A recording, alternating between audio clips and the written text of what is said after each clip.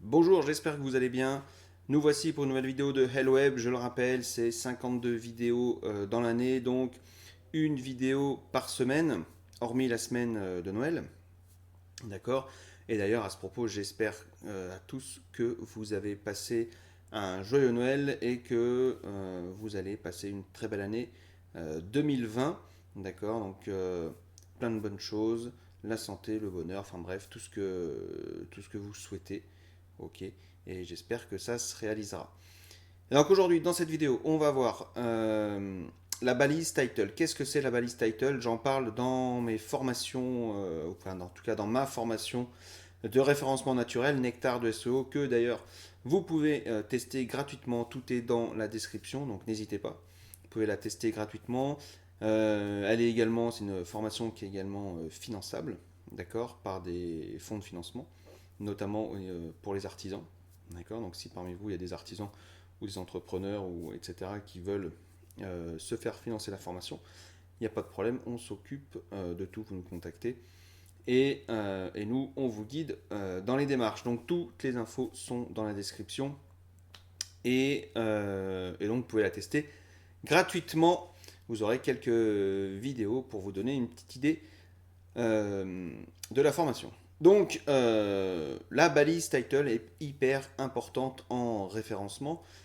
Pourquoi elle est hyper importante? Donc, en fait, c'est un champ primordial d'optimisation. C'est-à-dire que ça va vous permettre de maximiser vos chances d'être bien référencé et d'être bien positionné sur les moteurs de recherche, donc que ce soit Google ou autres moteurs de recherche. Donc, il y a Bing, il y a Quant, enfin bref, il y a différents moteurs de recherche, d'accord?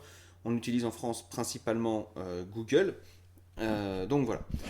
Je voulais m'excuser aussi là, je vois que la vidéo elle est pas terrible au niveau image.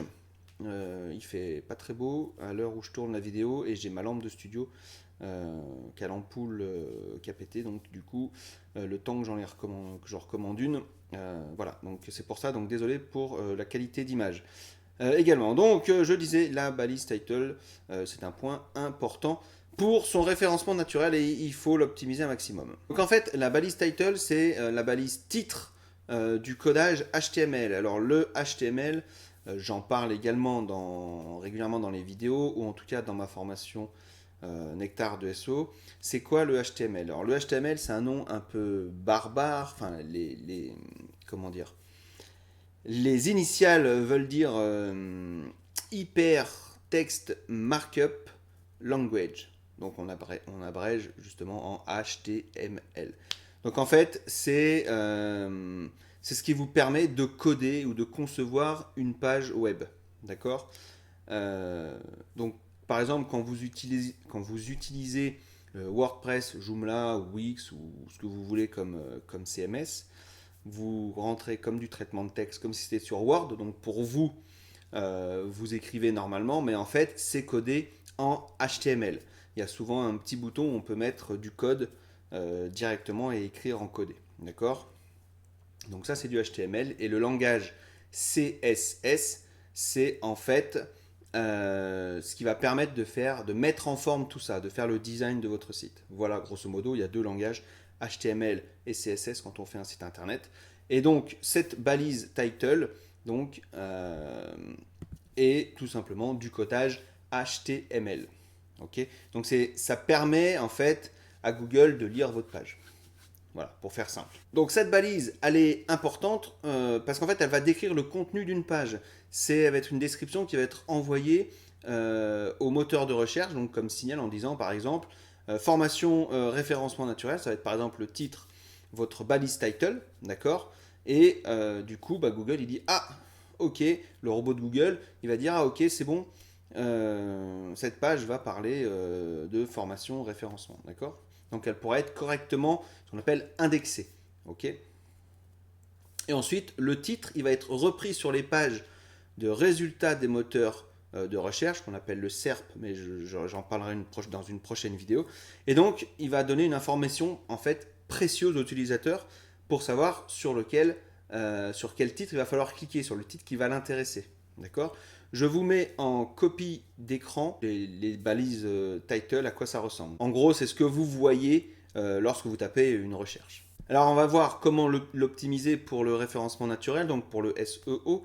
Il y a 3 critères principaux. Il y a les mots-clés. Donc, elle doit contenir les mots-clés principaux.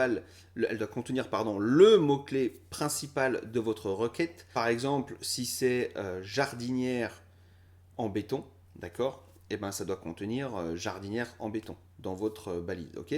La taille, alors ça varie, mais grosso modo c'est entre 10-12 mots et il ne faut pas dépasser, je crois de mémoire, c'est 65 caractères. Sinon Google il va la couper. Et pour ça il y a un outil, j'en parlerai un petit peu après, qui est très bien quand on utilise WordPress par exemple, c'est Yoast SEO. Il nous dit tout de suite si on a suffisamment de mots, suffisamment de caractères, etc.